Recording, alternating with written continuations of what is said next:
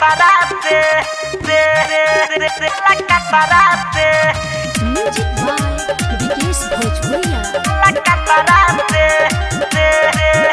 la caparate. Una de बहु होया la caparate.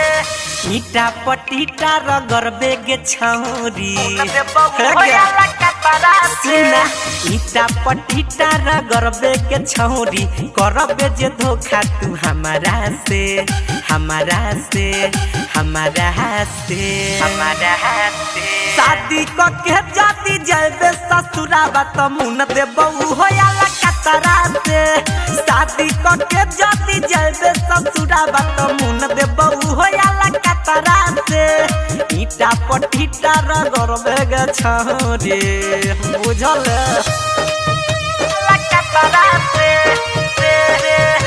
la caparate. DJ Vikas Riga Sitamarhi. La caparate, la caparate. माँ Gayatri recording studio राजा परसानी। के सुना भतरा संगे नहीं सोहागरत मनाबे घूम फिर के फेरहु हमरे लंगिया हेबे छेना में ऐसन जेना लगे बहु एको खोराक नहीं चोरा के खिया हेबे एको खोराक नहीं चोरा के खिया हेबे भतरा लगे नहीं सोहागरत मनाबे घूम फिर के फेरहु हमरे लंगिया हेबे छेना में ऐसन जेना लगे बहु एको खोराक नहीं चोरा के खिया हेबे चोरा के खिया हेबे खाए पिए वाला खराब कही देबौ खाए पिए वाला खराब कही देबौ घर बौसी मिट बालू मातारा से मातारा से मातारा से शादी क के जाती ससुरा तू जाबे त मुन देबौ होया कतरा से शादी क के जाती ससुरा तू जबही त मुन देबौ होया कतरा से ईटा पटीटा रगर बेगे छौरी बुझल La caparate, la caparate. DJ Vikas Riga Sitamarhi. La caparate, la माँ गायत्री रिकॉर्डिंग स्टूडियो राजा परसानी।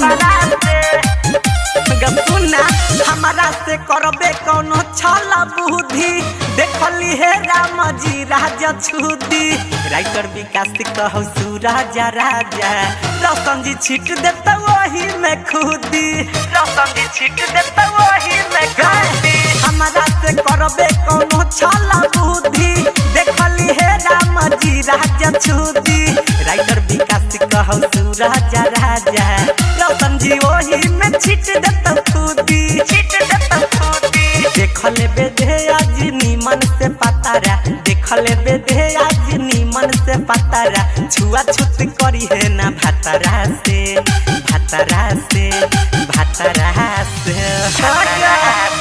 शादी क के जाती जाबे ससुराबा त मुन दे बहु होया कतरा से शादी क के जाती जाबे ससुराबा त मुन दे बहु होया कतरा से ईटा पटीटा रगर में त बुझी है सुन ले माँ गायत्री रिकॉर्डिंग स्टूडियो राजापुर सोनी बाजार सीतामढ़ी बिहार।